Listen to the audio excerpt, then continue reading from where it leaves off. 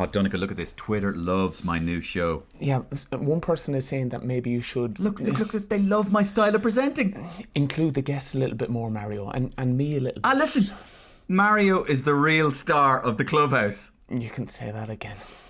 Mario is the real star of the clubhouse. It's brilliant.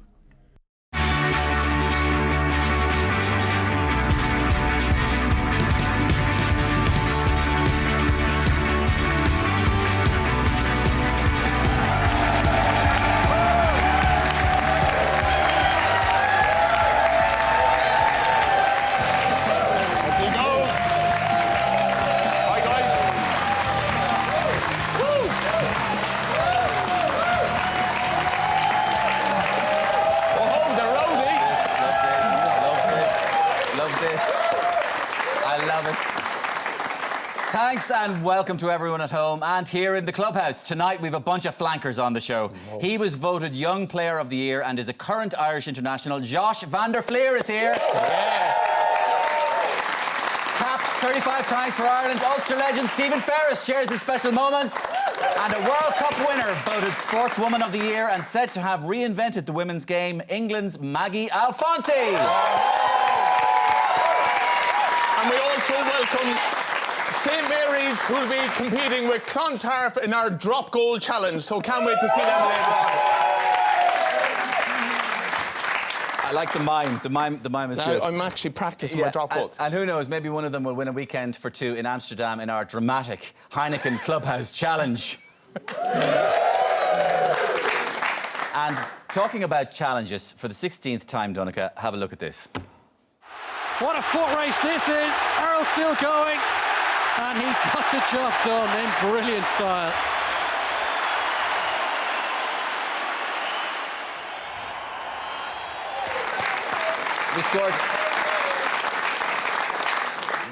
We scored 8 tries in that game, but you didn't pick any tries. Why did you pick that? That's my highlight of the match. I think that's one of those scenarios in rugby that doesn't take talent or skill. It's just a guy that's willing to work. And you can't teach that. No. That's in a guy's DNA. Exactly. And that's Keith Earls in a nutshell. Never gives up on anything. Mario, we've chatted about it. You practice systems all week, and he just goes, I'm not leaving them score. And Keith Earls really needs to become a Garda after he finishes. Nobody's robbing sweets in Limerick again.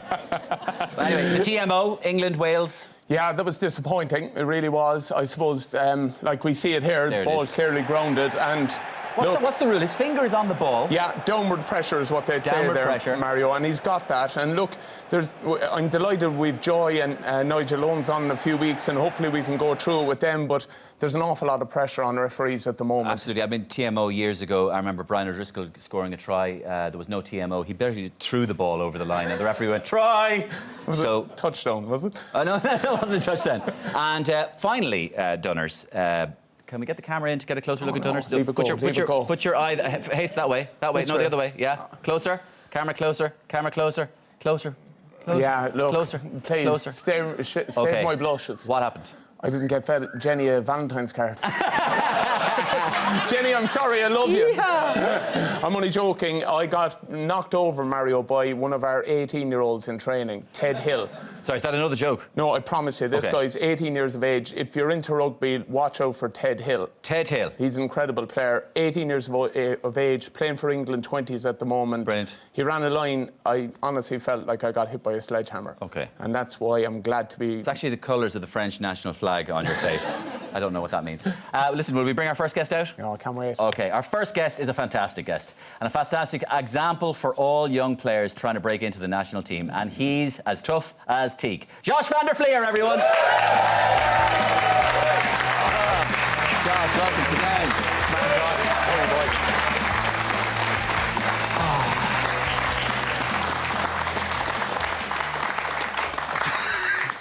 Best looking the coach has ever been.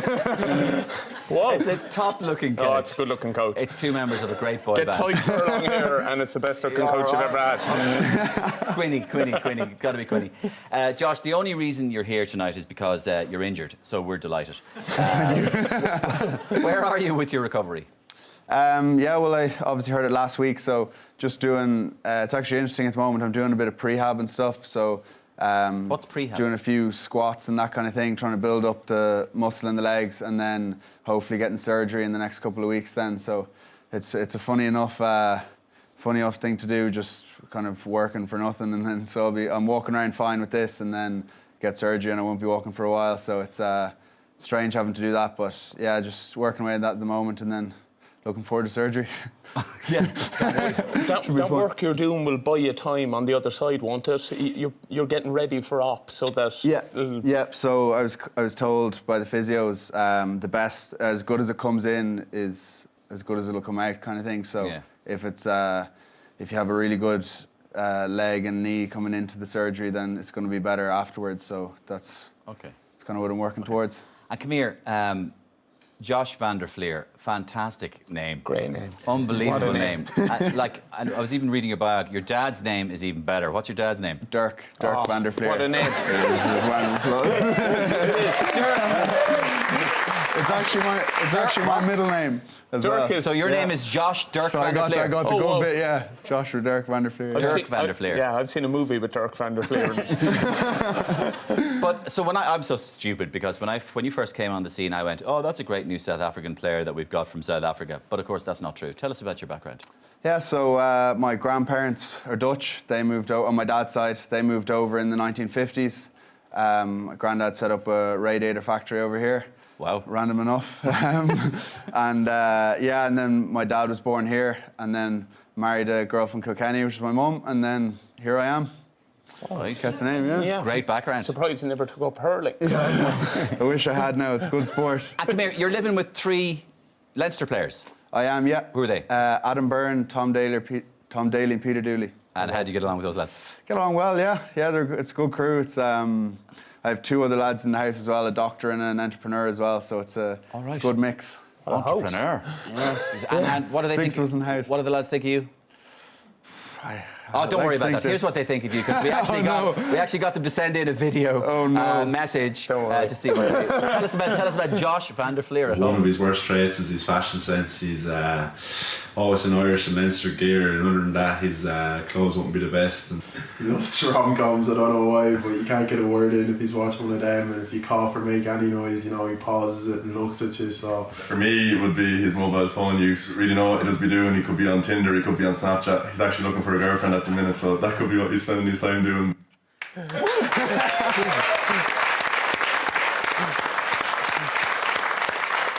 Looking for a girlfriend, ladies. So Tinder, good, successful? No, I'm not a big Tinder fan now. I'm not into that. It's more Adam Burns area. But and rom-coms. Give us you're into rom-coms? Well, I think that happened once. Once I was watching a rom-com in the TV room, and they came in, and I was like, "No, I'm finishing this off. You're not allowed to talk." Don't be ashamed of that. There's nothing wrong with a good rom-com. Yeah, you love it, don't you? Love them. What kind of ones you're into? Yeah, all of them, even down to Marley and me. Yeah, the ones that get you. You know that. Oh, I'm gonna go. Yeah, no, I think you've seen that as well. Okay, your favourite Six Nations moment, Josh? You chosen? Yeah, first cap against England. Yeah, in Twickenham. So that was a pretty special moment. Yeah. So describe the day, the feeling, maybe the. Very, very, very nervous. I was so nervous. You have all these doubts. Well, I did anyway. I don't know if it was like that for other players, but you don't know. Like I kind of heard before, a lot of players had told me. Pro 14 is at 60% of intensity. Wow. Then European Cup's 80%, and then international that's 100%. Yeah. And I was kind of thinking, I don't know, those European Cup games are pretty tough. Oh, because I don't know if I'll be able for that. But so it was nice it was good to kind of get the first cap, get an experience of it, and then be like, I can actually do this. And it was a pretty special moment on the kickoff, because you're kind of like. Because you're working all week, don't get injured, whatever you've been named in the team, do not get injured. And then once the ball's kicked off, you've got your cap and you can kind of relax a bit. And was there were your parents in the stand, or? Parents were watching. My brother actually flew over from America just for 2 days to come and watch. Yeah. And then he flew straight back again. And it's a pretty cool moment during the anthem. First time I was singing the anthem in an international, and straight across from me, I could see my uncle and my cousin. You actually made eye contact? Yeah, I could see them. And my I kind God. of, during the anthem, I kind of nodded and the two of them nodded back. So that was a pretty, Out of 80,000 people. very special moment. Yeah, it was literally straight in my eye line. I couldn't miss them. Fantastic. So that was really okay, cool. let's look at this.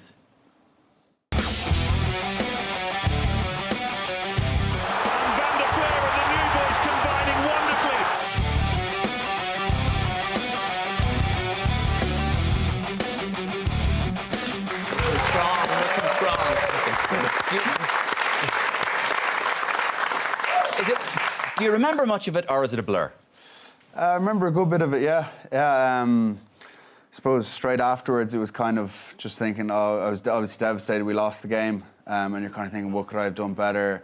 Was I good enough? Am I going to get in trouble on Monday in the review? This kind of thing. That's what I was thinking. But yeah, there's a few special moments I remember, and yeah, I really enjoyed it. Oh, wow. Brilliant. Brilliant. You're nearly in there, Josh. I know, yeah, it was close. Look at that. Possession. Likewise, patient defence as well, and Rob Shaw Super stuff. back and reclaim possession for England against Okay, yeah. What's going on with the red hat?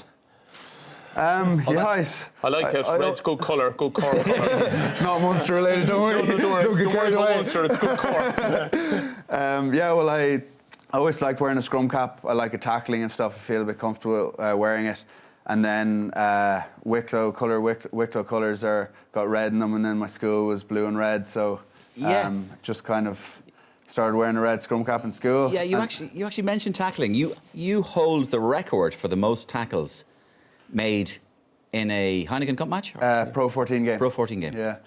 So it was 34 tackles. Yeah. You like tackling? I do. I enjoy it. Yeah. Actually, my dad used to always tell me stories about tackling because that was his favourite bit as well. It'd be my favourite bit of the game as well. And like bedtime stories? Yeah, exactly. Yeah. So I'm 2 years old just listening to how to tackle people. So it's strange upbringing. But yeah, I've always enjoyed so tackling. Three Little Pigs and stuff would turn into stories about tackling. And and the Little Red Riding Hood, tackle them. Yeah. And of course, one more incredibly special thing about Josh, folks, is that he played on the team that beat the All Blacks. Yeah, I'm jealous of that one.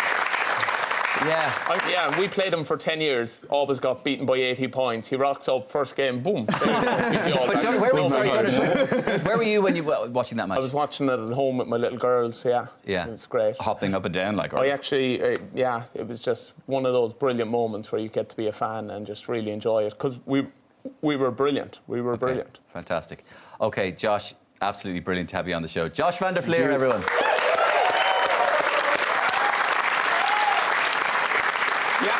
It's time for our drop goal challenge. This week, two teams from Dublin. First up, it's Clontarf. Let's see.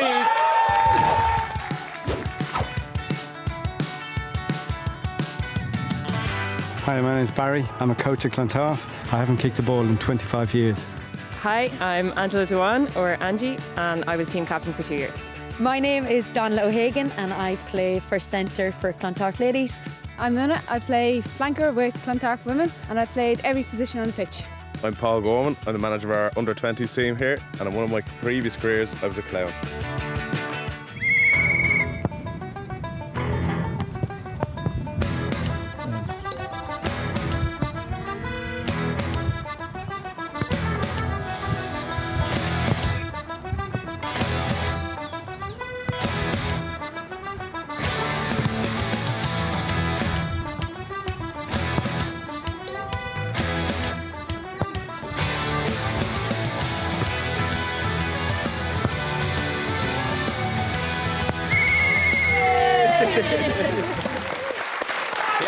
That's all right. That's decent. That's very good. That's very good.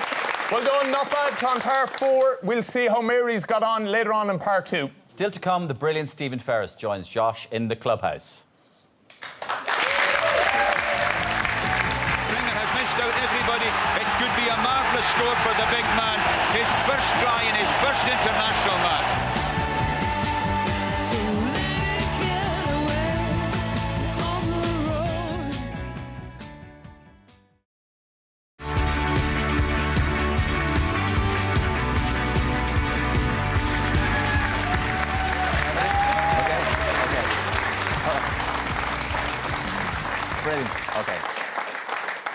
Welcome back. Our next guest was a powerful back row for Ulster, Ireland and the Lions. Please welcome Stephen Ferris, everybody! Stephen, welcome. How are you, horse? How are we doing? Okay, now we have a boy band. There you go.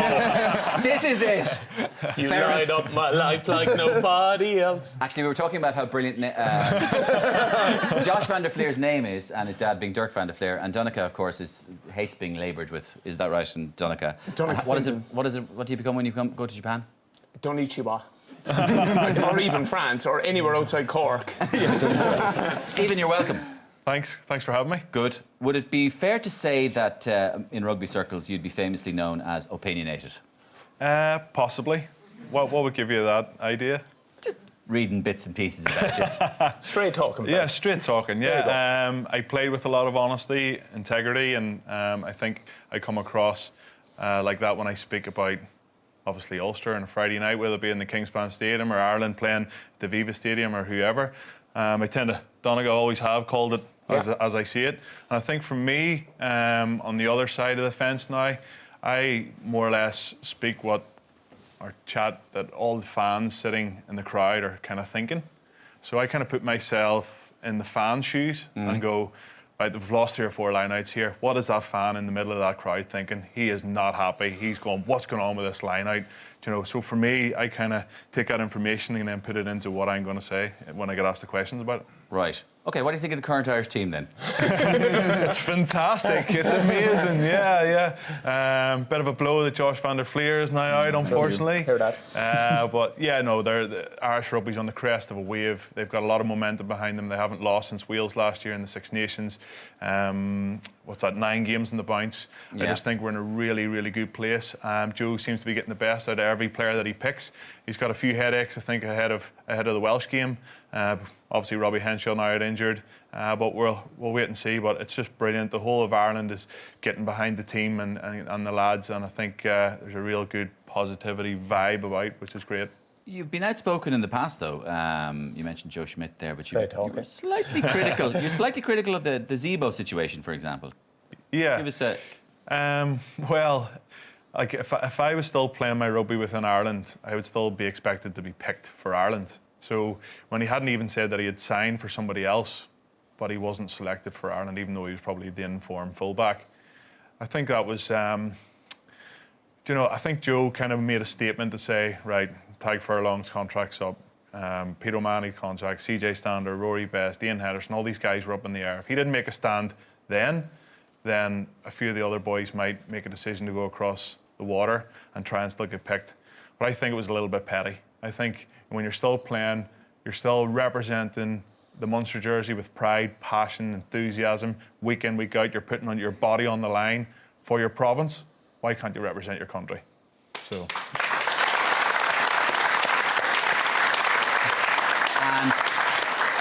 And why are you not clapping, Josh? Stop. No. Leave Josh alone, face. Don't poison him. What about the general rule then? If you're playing abroad, he won't pick you. Do you agree with that? Yeah, I think I do, yeah. It got me slightly. Like, Simon's a good guy. I'd say I'd be friends with him. I've played a number of times over the years, and I just think the way it was all kind of handled. But here, hindsight's a wonderful thing. Look at the way it's all panned out now. Guys have signed on the dotted line. But moving away, I think you might have an exception or two, like Johnny Sexton. Yeah. But at the minute, I think we've got a good player pool within Ireland to choose from. And hopefully Joe sticks to that. Okay. And Camille, you were on record that you're a massive fan of the TMO. Is that right? I think after the weekend there, like the TMO, it just... I think it's a good thing to be brought into rugby, and I think in the past it's shown that crucial decisions have been called right. However, this last couple of weeks, there's been a few decisions in everybody's eyes that have been called wrongly, especially that decision, the English-Welsh decision. It's just absolutely ludicrous that a try wasn't given. You have your own description of something that happened to you in your career. Look at that. Well, here it is again. Like, it's a try all day long. And I just can't get my head around why the TMO didn't take another minute. I heard there was some random comment made there to me the other night, that the pixels in the big screen in Twickenham apparently aren't that great. So the referee going to look at the bign screen mightn't have seen a clear view. Brilliant. You know, that's a great one, isn't it? That's like the dog edit.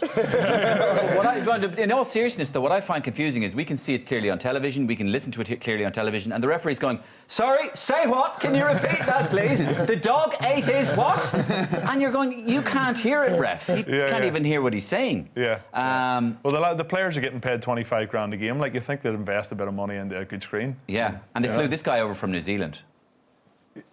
They flew him over from New Zealand. Do you know what they need to do? They need to take the kettle and the teapots out of the TMO area, because I bet they're all off making a cup of stalls for themselves, and they're like, "Yeah, are you upstairs? What's going on up there?" And they're like, "Oh no." Yeah, just don't give it. Yeah. Stephen, a quick word on the media. There's been a lot of coverage this week of Joe Schmidt's and the Irish team's relationship with the media. Any thoughts on that? That it's kind of getting closed down, that there's a restriction involved, especially among the print media?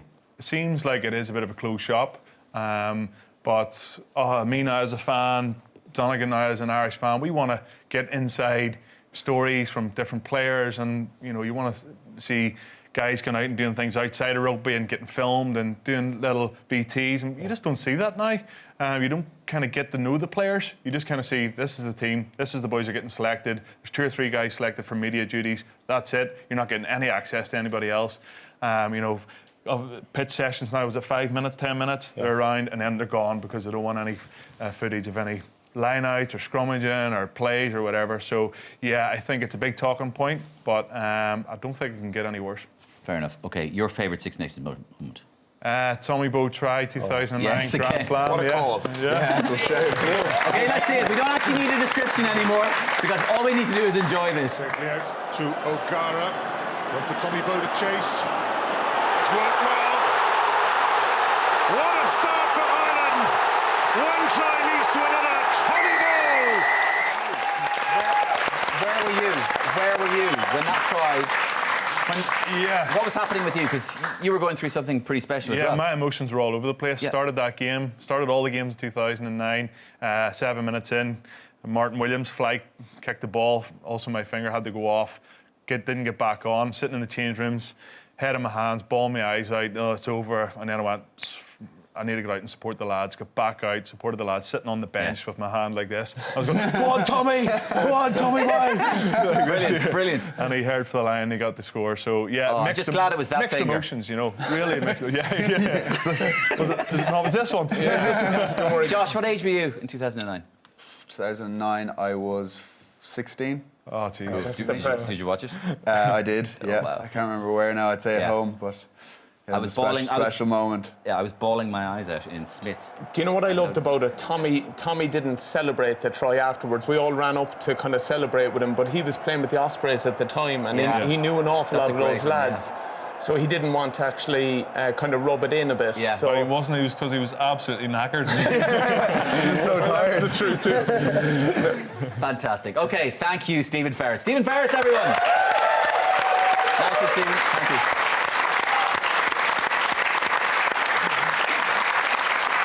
Now it's the turn at St. Mary's College. They've 4 to beat. Let's see how they got on.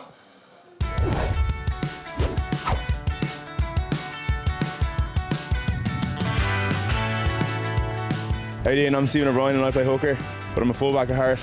Cathal Connolly, centre. People call me Charlo. Hi, I'm Kieran Deegan and I'm a utility back. I'm David Lyons, I'm an out half and I'm ageing like a fine wine. Hi, I'm Cal Gray, scrum half / fullback. I am notorious for sending disgusting WhatsApp videos.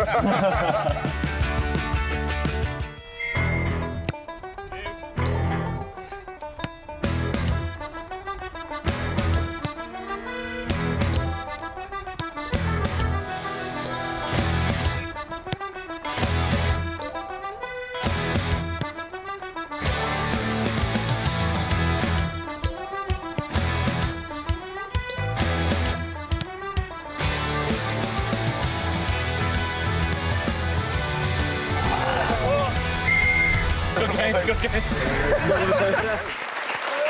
Wow. Whoa. Okay. That's good. Oh, very impressive. Well done, St. Mary's. You can see where Johnny Sexton learned his skills. Incredible. They got 8. So well done. They win it this week, beating Clontarf. Chin up. Yeah. So, tweet away to us, hashtag TV3 Clubhouse. In part 3, we'll meet a female rugby player who in 2010 beat New Zealand's Richie McCaw in a vote for World Rugby Player of the Year. And one audience member will win a trip to Amsterdam, courtesy of Heineken. See you after the break. There's one bungee jumper. O'Gara with one of his own. It's there! Would you believe it? Astonishing! Go, shorty. It's your birthday. We gon' party like it's your birthday. We gon' sip Bacardi like it's your birthday.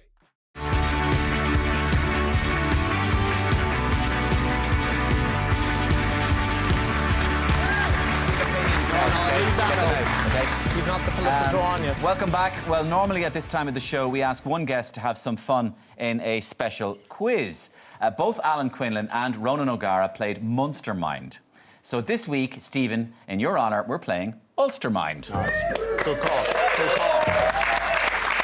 Man and ball, here we go.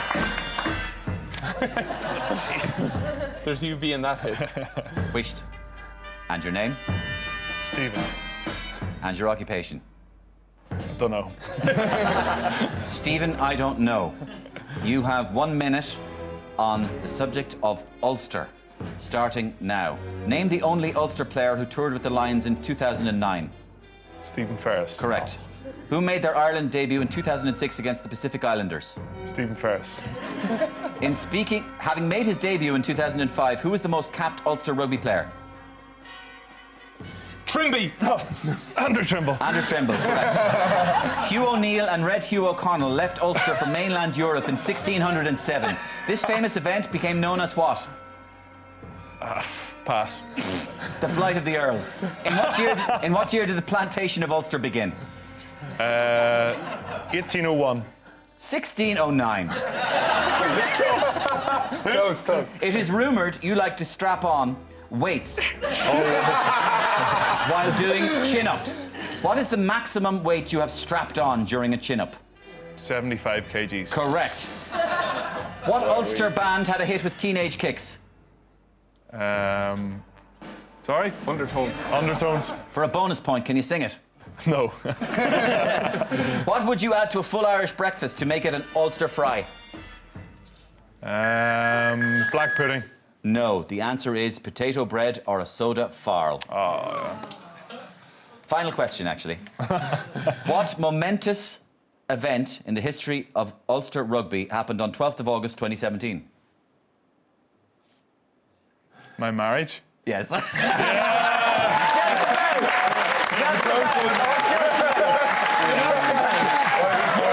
God! He was on the cliff and he teetered on the cliff. It's getting very warm in here. And then it came out. It was like one of those political debates when they're going, my marriage. No, my marriage. No, we welcome true rugby royalty. She has won 7. That is right, 7. 6 Nations winners' medals, 6 of which were Grand Slams, everybody. She won the Sunday Times Sportswoman of the Year, World Player of the Year by the Rugby Union Writers Club, and was inducted into the World Rugby Hall of Fame. Let's hear it and meet the unbelievable Maggie Alfonsi, everyone. Hello, Maggie. You're welcome to the show. Hi, Maggie. How are you? I'm good too.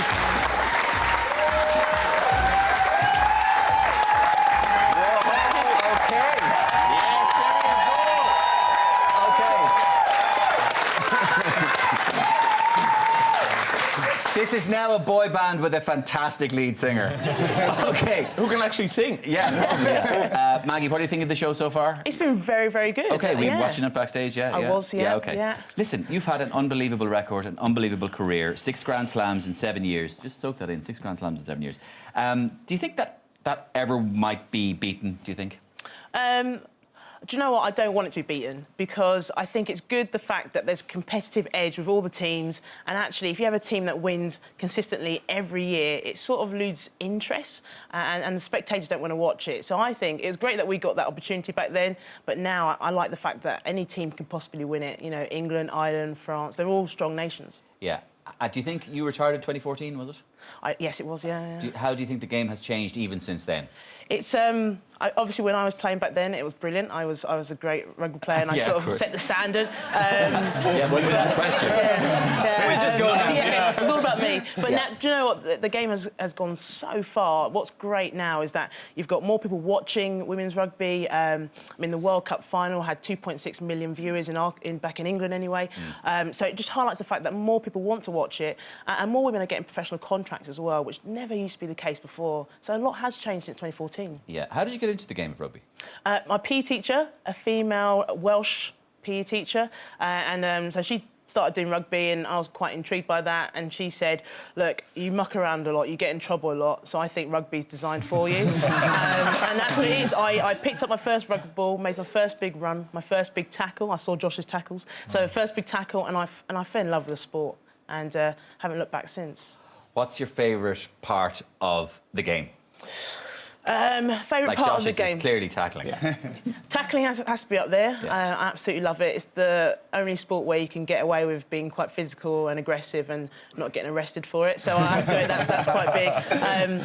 Do you know what? I have to admit, I love the banter in rugby because in the normal world you can't have that banter. You can't have that sort of just jokey nature. And in rugby, especially with a lot of your teammates, you keep that feeling, that camaraderie for such a long time, and some of my best friends still are in the sport and will be for the rest of my life. And was it always rugby? Were there any other sports? Or? Yeah, I used to do shot put. Yeah. Not the most entertaining of sports, and I did it pretty well when I was young, and then when I finished playing rugby, I decided to try and get myself to the Olympics as a shot put. As you do, you know, as a shot took put. up golf. I'll just go to Rio. No biggie. I didn't actually make it. I think you go to a sport where you've got lots of people, lots of teammates and coaches, and then you go to a sport where it's a circle and you've got a metal ball and you've just got to throw it out. And so I didn't really enjoy it as much, and I wasn't throwing it as far. I'm also quite small. I could be a lot of the women's shot put. You know, I'm that tiny, and so I gave it a go, enjoyed it, but then realised it wasn't for me. Do you watch the men's game as avidly as you would I'm a pundit, so I work for a company called ITV, and I do the men's games as well as the women's. Yeah, and enjoy that. Yeah, absolutely love it. Yeah. Brilliant. I've got 2 words written down here. So your great memories of your entire career, but I've got 2 words written down here. You'll have to fill in the gaps for me. I've got Owen Farrell and the word arse. So take it away. Maggie Alfonso. Be choosy with my words. Okay. So basically, when I was playing for England, a few of us players had the opportunity to work in some of the academies, the men's academy, or boys' academies at the time. So Owen Farrell was part of the boys' Saracens Academy. And I had the privilege to be able to train with some of the lads to help develop my skills. And Eddie Jones at the time was a director of rugby at Saracens. He came down, took a coaching session with the academy boys, and I was there, and he said, we're just going to do rugby now, I'm just going to play a game. And Owen Farrell got the ball, and he spotted me, and he went right at me. And as you do, you've got to tackle him, haven't you? So I literally gave him the full-on hit. He didn't go on his arse, but I like to make up that he has gone on his arse to sell the story. But yeah, he went right for me, and I made the good, Donica, you like that tackle. story? Yeah. I love that. I've played against him a number of times. He's great talent, but he's mouthy. So I was actually quite glad that I heard someone put him in his box. So well done, man. Brilliant. So proud of you. I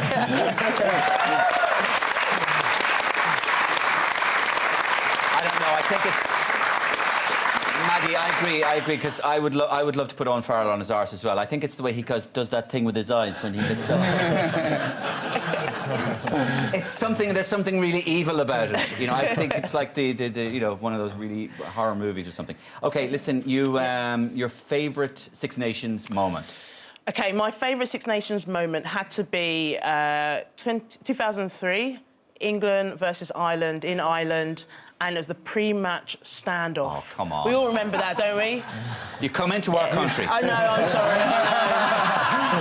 You come into our country. Go on, go on. Martin Johnson took out the England side. They stood on the wrong side. They're supposed to be on the, I think it's the right-hand side, and they went on Ireland's side where they were going to be singing the anthem. And they told Martin Johnson and the England team to move back to their side. Martin Johnson was not having any of that.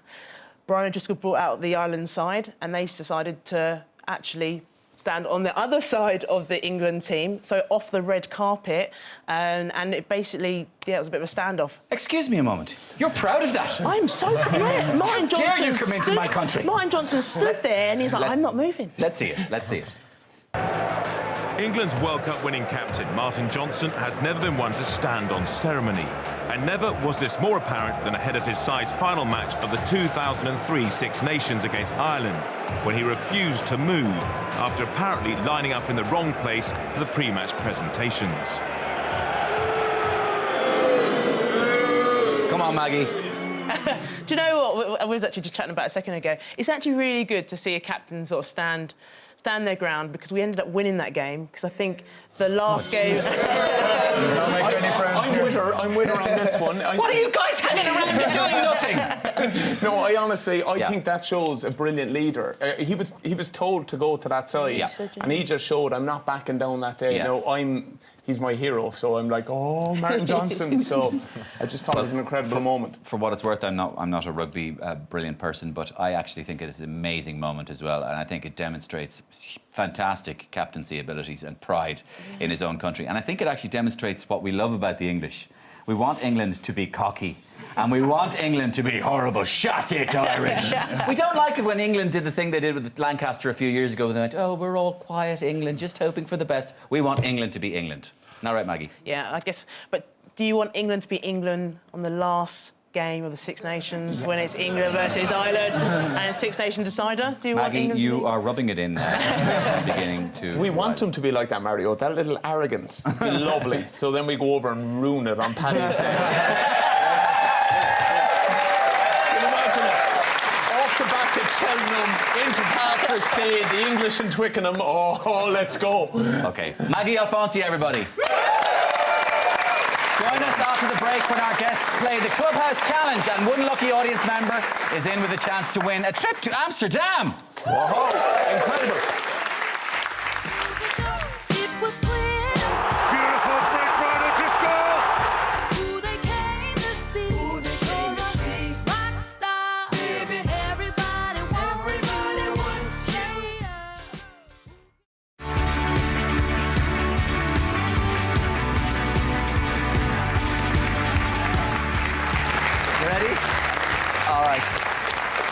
It's a chance now for one of our audience to win the prize of a trip to Amsterdam in the Clubhouse Challenge. OK, it's all very simple. Each of our guests has 20 seconds to knock out as many lights as they can. Ronan O'Gara went last week. He was awful. AP McCoy was brilliant. Top of the leaderboard is John Muldoon and Alan Quinlan, and hopefully they go tonight. Let's see our guests. The winner of our Clubhouse Challenge will win a trip to one of the greatest small cities in the world, Amsterdam, a city with a history unlike any other. You and a friend will have flights, 2 nights accommodation and tickets to the world-famous Heineken experience.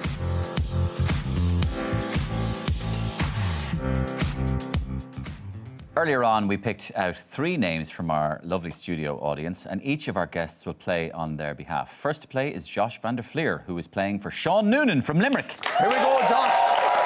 Let's see you. Go for it now, go for it, go for it. Come on. I know he's UCD, but make an effort. Come on, Josh. Think like a cat. Faster, Josh, faster. There you go. Right. Go on, Josh. Oh, great job. Brilliant. Ooh, another joint leader. 28. Well done, Josh. Stephen Ferris, you're up next, playing for Graham McInerney from Dublin. Here we go, Faze. Here we go, horse. Give it loads. Just give it a look. Non-contact, no face. Fez, it's not contact. Don't break it, Fez. Just... Come on, Stevie. Oh, there's smoke coming out of it, Fez.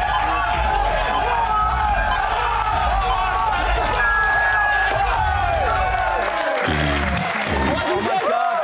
Stephen Ferris. 36. Stephen Ferris, 36. Josh van der Fleer is lying decimated on the couch. Maggie. 36 for Stephen Ferris. Maggie, you know what you've got to do. You're playing for Hayley Burke, who's also from Dublin. Here we go, Maggie. Here we go. Give it a load. Bring your best. Go on, Maggie. Top right, right. Keep on low. Go on, Maggie. Top left. Top right. Go on, Maggie. Go low. Straight up. Go on, Maggie. Go on, left. Go on, Maggie. Go on, Maggie. Decent effort. Decent effort. Well done. How many? Sorry, That's a 95. 35. Whoa. Sorry, 25. Me no hair so good. 25. No more in jokes. Maggie Alfonsi, playing for Hayley Burke, came third with 25. Josh van der Fleer, playing for Sean Noonan in Limerick, came second with 28. But the winner is Stephen Ferris, playing for Graham McInerney in Dublin. And they win the trip to Amsterdam with 36 points!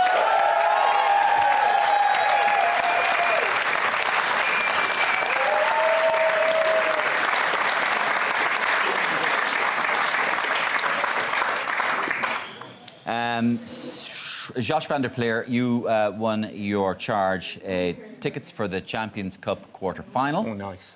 And let me see. Maggie, oh sorry, Maggie, you got yours at the wooden spoon there. It's signed. The only wooden spoon that England are getting, and it's signed by Donichiwa O'Callaghan as well. We're nearly finished, but I wanted to ask you about a couple of things. One of the stories that crossed our mind this week was the misbehaviour, shall we put it, by the French rugby team in Scotland. Any thoughts on that, Stephen, Mr. Opinionated? I think the game at the minute is just so high profile. You know, the amount of money that's come into the game, the guys are looked up to, they're role models. So when they are out on a Saturday night, yes, they have a week off, but sometimes it can get a little bit loose, and I think that's what's happened. They've got themselves into a sticky situation, and I think they got to reflect now. Those lads have been dropped. And I think that's a lesson learned. After a game, you gotta, if you're going to have a few beers, you do it in-house, you keep everything in-house, and don't give the media anything to jump onto the back of. And I think that's exactly what's happened. Yeah, I think that's a key point. I think we've seen France in the Championship being really indisciplined, and we would have noticed it's always self-policing. It's other players going, that's not acceptable. And I think that's what France are missing at the moment. You need a few guys, the Brian O'Driscolls, the Paul O'Connells, that say, this isn't on. When you're travelling, that you're wearing your French national tracksuit. It's a bit of a culture, Donegal, isn't it? It's having a culture, and I think all the successful teams over the years, the Saracens, the Clermonts, the Leinsters, have a really good culture, and I think that's something that's been really missing in the French outfit. Yeah. But also, I mean, do you think it's been blown up out of proportion a little bit because they're playing Italy next? So he was going to rotate players anyway. But at the same time, you're right. The leaders, you pick them all. Key guys like that are so key to making sure the young players like Teddy, Tomai do not step out of line. But I do feel it's been blown out of proportion. I think you're probably right, Maggie. I mean, I think it's a far cry from the dwarf throwing that happened with, with the England team. We're really good at that. We're good at that. I just had to get you back. Somebody said dwarf 10-pin bowling or something. It was absolutely dreadful. But you said, Donica, that there were leaders in the squad, that when anybody seems to be kind of getting. Like Fez, you'd remember it. Even he was grateful for keeping Andrew Trimble and Tommy Bowe in line. They were afraid of him, so constantly, and you just have other players that self-police is the best way Yeah. to describe it. Maggie, you would have come across it with your time, that you don't need the coaches or the management to say this isn't on. And like that's the case in Ireland with Rory Best and the good guys, you know. The French are so ill-disciplined now at this stage that they've actually brought back Bastereau, which is a real regressive step in my view. Maggie, who's going to win the Six Nations? So in the women's Six Nations, I'm going to say I'm going to go England, but their fourth round match against France is going to be the decider, I'd say, and obviously the last game against Ireland, there's going to be tough competition. In the men's game, I'm not going to pin my my thoughts to anything. I'm just going to say it's going to come down to that decider, England versus Ireland. Get her off the field. Mario, no. Ireland. Josh? Ireland. Ireland. Okay. Huge thanks to our fantastic guests, Josh van der Fleer, Stephen Ferris and Maggie Alfonsi. Remember, this show is repeated on Fridays at 11 p.m. on TV3 and available on the 3 Player. Next Thursday night, join Jonica and myself with Serge Betsen, Ian Madigan and Charlotte Regan. Wow.